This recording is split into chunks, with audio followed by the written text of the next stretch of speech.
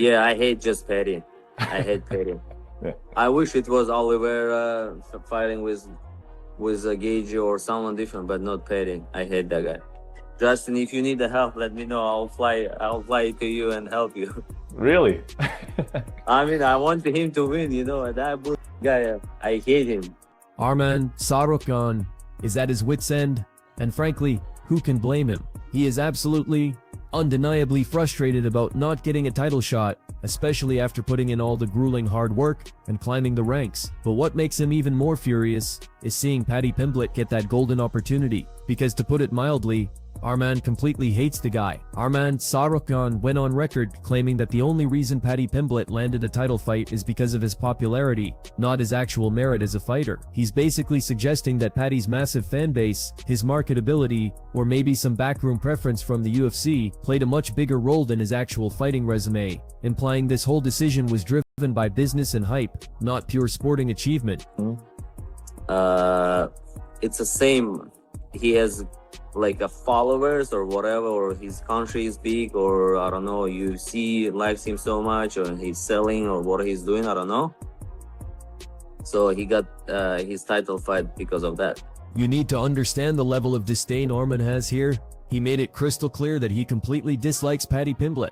And then he laid out a chilling scenario. He said that if they ever stepped into the octagon together, his only goal would be to brutally maul Paddy on the ground with a relentless storm of elbows. To give you some context, he explained that when he fought Dan Hooker, he was actually debating in his head whether to lock in a choke or finish the fight with elbows. But with Paddy, oh, that's a different story. He wouldn't even for a second consider a submission. His game plan would be simple and vicious. Just elbow him all day and all night until his face is a bloody, unrecognizable mess. Be the one to do it to him, like to beat Paddy. Yeah, oh my God. I would just maul his face on the ground just with my elbows. When I fought with Hooker, I was thinking, what should I do when I was on the top? Should I choke him, or I just should like elbow him? But with Paddy, I'm not gonna for the choke. I'm gonna just elbow him all day, all night, just make his face like.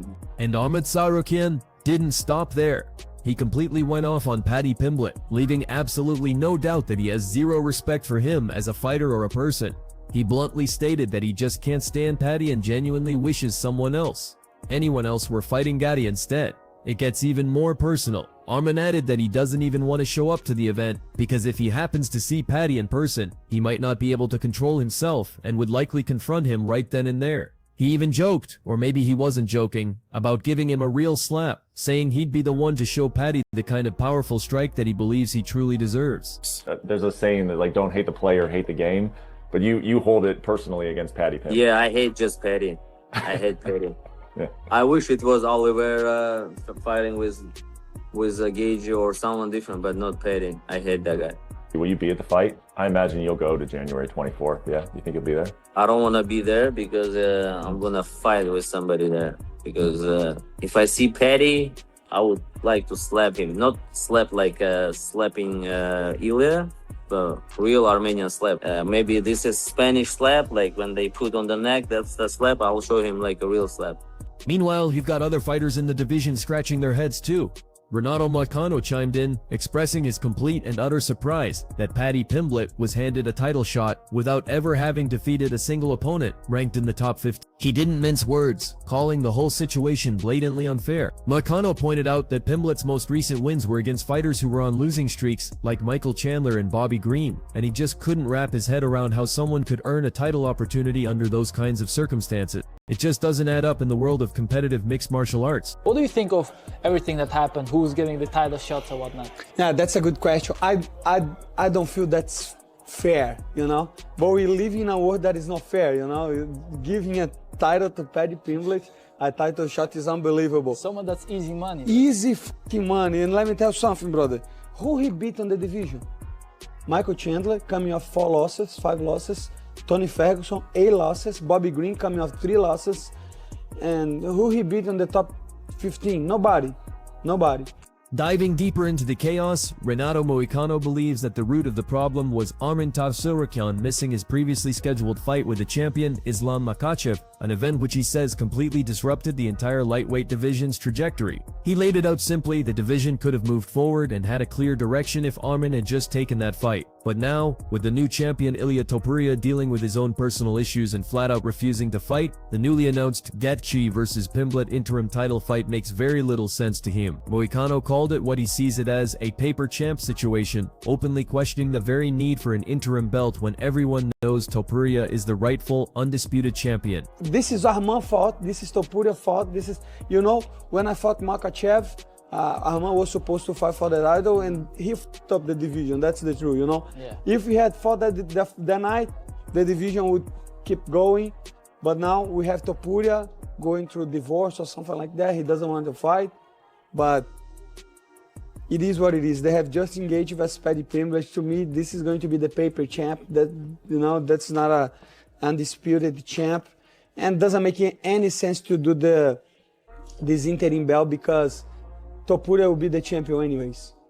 Yeah. So whoever gets the belt now have to face Topuria for the unification of the belt. So to me personally, doesn't make any sense. The fight should be #1 contender. But why UFC did that? Because they solve a lot of problems with that, because Justin Gaethje was saying if he didn't get the title shot, he would retire.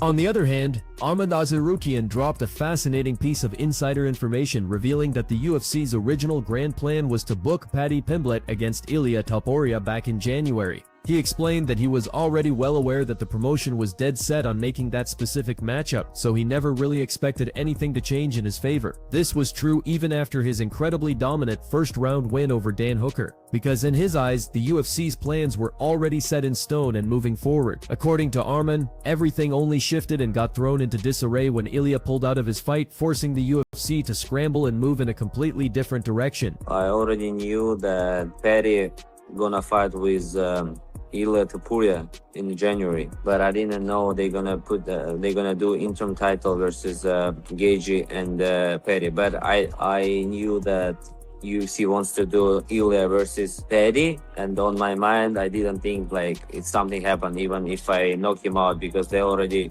set up that all things. But at the end of the day, Ilia didn't fight. From Arman Tsarukyan's perspective, it's pretty clear what's happening. He believes the promotion is deliberately elevating Paddy Pimblett, building him up specifically to create a massive, high-profile money fight against Ilia Topuria, and in the process he feels like he's being completely cast aside, despite having the unshakable confidence that he can beat absolutely anyone in the division. Arman didn't hold back, calling potential fights with Paddy and Justin Gaethje easy matchups, and even said that Ilia wouldn't pose a significant challenge to him. He made it clear that only Islam Makhachev was ever a truly tough opponent for him, and that right now nobody else in the entire lightweight division is even close to being on his level. I think this is UFC game plan. It's not like a family issue or something. It's they want to make star Paddy Pimblett and to bring him to fight for the title with Topuria, has a bigger name, and make it like a big fight, like Khabib versus Conor. But they're not, even if he got the belt. They know I could beat everybody. That's why they didn't give me title fight. Paddy, for me, it's a easy work. Justin, it's a easy work. Ilia, easy work. It was a hard work, Islam, but he left. So nobody on my level on this division right now. However, you have to look at it from the other side. Paddy Pimblett is absolutely buzzing about this opportunity and has already laid out some incredibly ambitious goals for the year 2026. He isn't just looking at this one fight. He's got a whole roadmap planned out. First, he plans to capture the interim title by beating Justin Gaethje. Then his next move would be to challenge Ilia Topuria to become the undisputed champion of the world. And after all that, he says he wants to face Arman Tsarukyan as well, making it perfectly clear that if Arman wants the fight and is willing to step into the cage, he will be ready and waiting for him. First ever time I'm going to have fought in January, the earliest I've ever fought. It's going to ruin my Christmas dinner and my birthday because I'm 31 like 3 weeks before it. But it's all going to be worth it when I lift that royal title above my head and Paddy the Baddy is a world champion, and 2026 is going to be the biggest year of my life. I am coming for that interim title, then I'll be making it the undisputed title when I come and beat Ilia Topuria up and take the undisputed title. And then little posh boy, if he manages to fight in that time, because he likes sitting out and saying he's got a sore back, if little posh boy fights in that time and keeps his ranking, I'll punch his head in as well. Given all this bad blood, It should come as no surprise that Arman Tsarukyan is openly rooting for Justin Gaethje to beat Paddy Pimblett at UFC 34. He essentially dismissed Paddy as an easy fight that the UFC artificially built up for marketing purposes. Arman expressed his strong hope that Justin will go in there and completely dominate Paddy, making everyone forget about the hype train so that the real contenders, guys like himself, who are just watching from the sidelines and patiently waiting, can finally get their deserved moment in the spotlight. It's a business to build Paddy and make him easy fights, but I hope Justin gonna beat his ass, kick his ass, and we're gonna forget about Paddy all our life. They gave him easier because they know he's gonna lose to Ilya, and the real fighters like me just watching and waiting our time, you know. In a really surprising twist, Arman Tsarukyan even offered to actively support Justin Gaethje as he prepares for his interim lightweight title fight against Paddy Pimblett. Think about that for a second. He said he's actually willing to fly out and personally help Gaethje train for the fight. Arman emphasized that this could very well be Gaethje's final last-ditch opportunity to win the interim belt, fight for the undisputed title, and finish his legendary career on an incredible high note. It's a fascinating moment where, despite their own rivalry, Arman expressed genuine respect for Gaethje's dedication and focus. Justin, if you need the help, let me know. I'll fly to you and help you. Really? I mean, I want him to win, you know. That bullshit guy, I hate him. But I hope Justin Gaethje not gonna drink, party, gonna train, dedicate himself, be focused. It's his last chance in this life. He's fighting he was fighting for the title maybe 5 times. So this is his chance, and the end of his career, win the interim title, fight for the real title, and then retire. That's the best for him.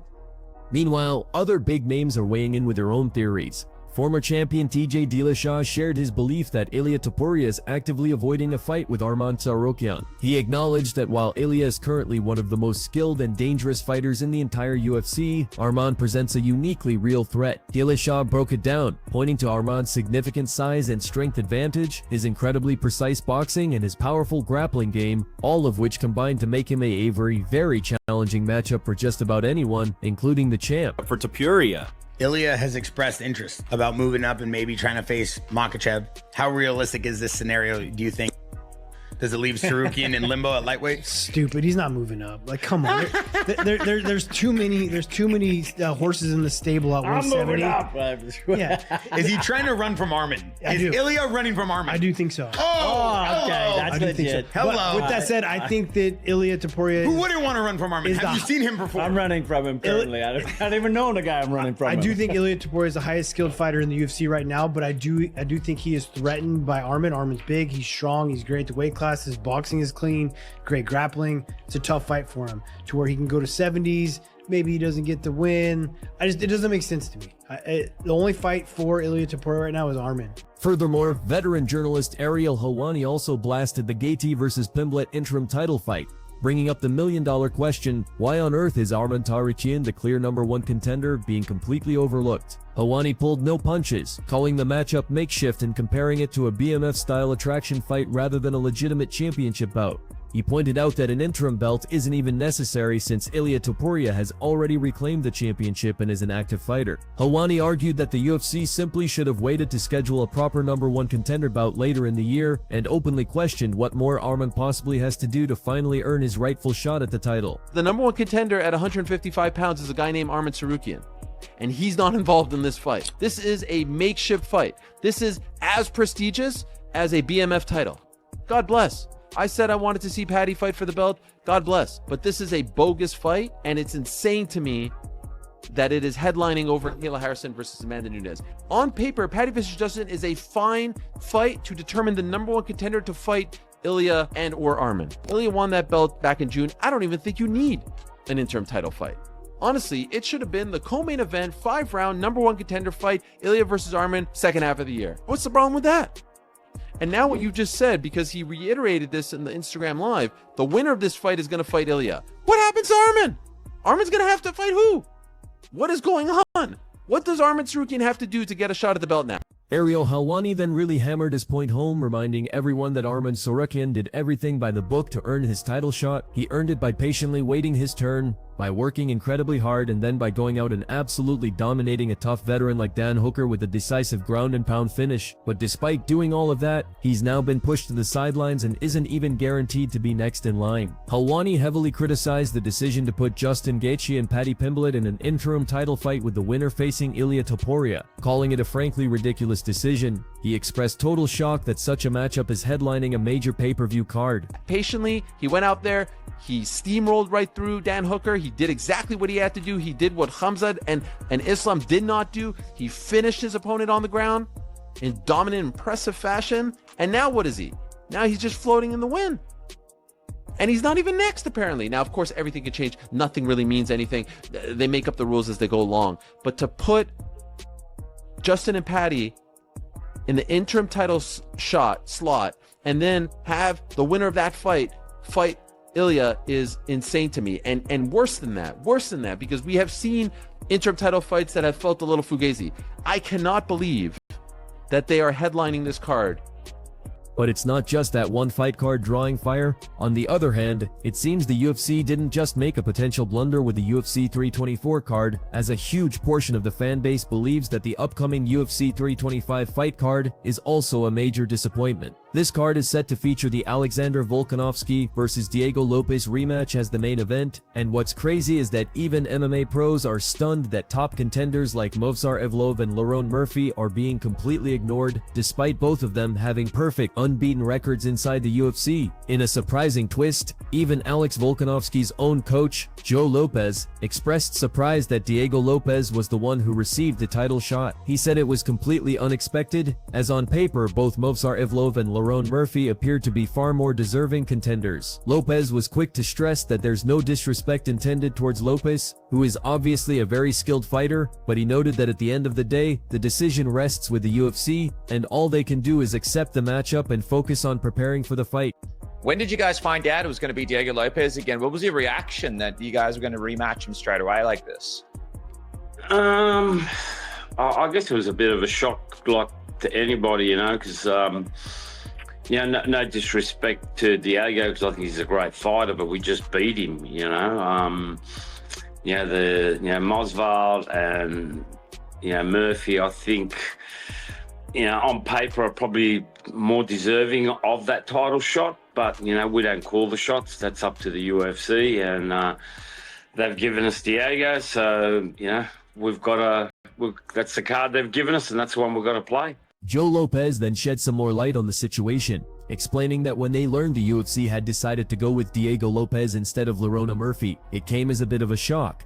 He said that their camp had initially been told that Murphy was the one who was going to get the title shot. Then, about a week or two after Lopez's most recent fight, the UFC suddenly informed them of the switch. This is significant because Volkanovski had already been scheduled to headline a December card, meaning the original plans, likely involving Murphy, were already well in place before this sudden change of direction. How long ago did you find out that it was actually going to be Diego? Because it was supposed to be Murphy initially, right? That's what all the reports were. That's what kind of like Alex was talking about.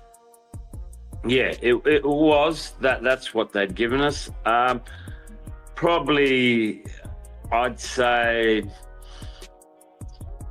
a week or two after Diego's fight, they put that on the table to us.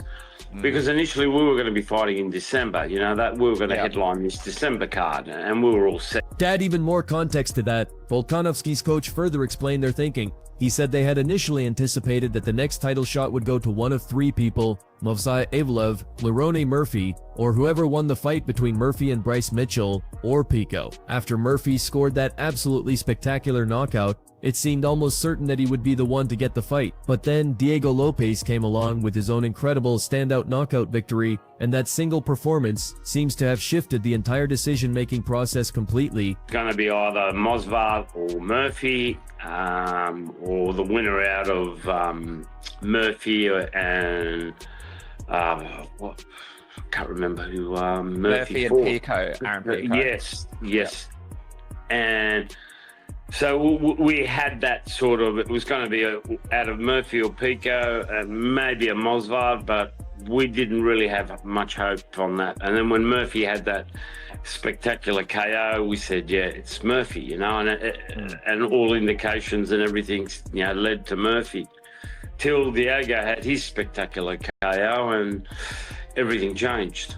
Furthermore, you have another top contender, Aljamain Sterling, who heavily criticized the decision to give Diego Lopez the title shot, openly questioning the UFC's criteria for championship opportunities. While he said he understood the business logic, that the promotion wants champions who can represent huge markets like Mexico and Brazil, he argued that the organization has fundamentally shifted its philosophy. He believes it's no longer about matching the best fighters against the best fighters. Instead, it's become a system that prioritizes popularity and marketability above all else. So I'm just trying to make it make sense in my head. I get what they're trying to do. They're trying to get us a champion that could represent Mexico and pretty much Brazil too. It's just, what is the criteria? That is all I want to know. I just want something that when we come into this sport, because I'm now 36, I got into this sport when I was 24. And merit used to mean something for the most part. The UFC used to be the organization, the best fights the best. Now it's, are you the most popular guy? Because if you're the most popular guy and you can fight just a little bit, we'll throw you in there. As long as you can fight a little bit and beat some of the best guys or beat some favorable matchups that people might know, but it's enough for you to get a highlight win, we'll put you in that spot. And hopefully, if you're lucky, we cash out. Aljamain Sterling didn't hold back at all, slamming the UFC's recent matchmaking decisions and calling them completely illogical. He pointed out the frustrating contradiction where fighters are constantly told that in the UFC, the best face the best, yet legitimate title chances aren't always granted to those who earn them. Sterling highlighted the perfect example of Lerone Murphy, who took a massive, high-risk fight against Aaron Pico and knocked him out cold with a spinning elbow, yet still missed out on a title shot. And then, to make it personal, he added that he himself defeated the very same opponent Diego Lopez beat to earn a title fight, and he did it while injured, yet he received no such opportunity himself. It doesn't make any sense, because we come in, we are told the best guys will fight the best guys. You eat what you kill. Well, how can you kill something if you're not given the opportunity? Now you have Lerone Murphy takes a risky fight against a Bellator guy in Aaron Pico. Big risky fight, a guy who can punch his ass off, can wrestle his ass off. Yeah, he might not have ever been the Bellator champ, but he's still a tough out. He knocks him out. Spinning elbow. Doesn't get the shot either. I beat Brian Ortega. And you can make all the excuses you want for the win. Literally through a spinning elbow, my arm is dead for the last 2 rounds. 10 minutes. At the end of round 3, meaning rounds 4 and 5, I had one arm to fight with. I beat the guy that Diego Lopez beat to get a title shot. On the other hand, you have analysts like Luke Thomas who are strongly criticizing the UFC's recent fight announcements, saying that the outrage from the fans is completely justified. He argued that these kinds of decisions, one after another, slowly but bodily erode the sport's overall credibility. He believes they diminish the value of the entire product because it makes it seem like the promotion is far more focused on generating short-term revenue than on arranging the fights that truly and definitively determine who the best fighter in any given division actually is. You are going to hollow out your product doing shit like this long enough. It's not just that you're not meeting expectations, you're just not. The fight business has always been one of manipulation. The fight business has always been one of the promoters massaging stuff to get what they want. It's a part and parcel of what they do. This is hardly some new practice, right? But it feels like there are moments in time where you can't really f around with that. And that's kind of what we're getting here. We're getting a lot of that.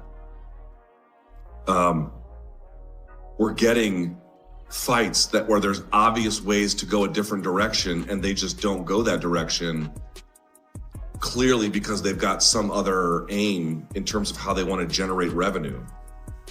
They're just extracting wealth out of the bout rather than matchmaking for a real clear sense of who's the best. MMA Guru also chimed in, criticizing the UFC's recent matchmaking but from a slightly different angle, questioning their entire approach. He noted that no matter what decision they make, someone is going to be left dissatisfied. For example, if they had chosen Lerone Murphy, people would still complain about the quality of his past opponents. Guru stressed that the bigger underlying concern is the sheer number of legitimate, deserving contenders that exist today. This is a problem that didn't exist in the past, when title opportunities were much more limited, and it's It's creating a massive logjam at the top of several divisions. What are they doing? What are they doing with this? Of all the decisions they could make, there's some that we wouldn't have been happy with. Listen, I understand that, like, no matter what, it wouldn't have been ideal. You pick Murphy to fight. Oh, he ain't beat no one. He's acting like he's Tony Ferguson of the division. There would have been these complaints. Like, oh, what? He fucking took Josh Emmett to a decision? Even though that's how Ilya got his belt. Different Josh Emmett, different circumstance. You have an abundance of people to give a title shot here. It's not just Ilya or nothing, you know? Like it was back then. So that's all we have for you in today's video, and we really hope you enjoyed this deep dive into all the UFC drama. Now we want to hear from you. What are your thoughts about the upcoming UFC fight cards? Do you think the matchmaking is fair? Drop your opinions and predictions in the comment section below. And of course, if you want to get more updates about everything happening in the world of the UFC, make sure you subscribe to our channel and hit that notification bell.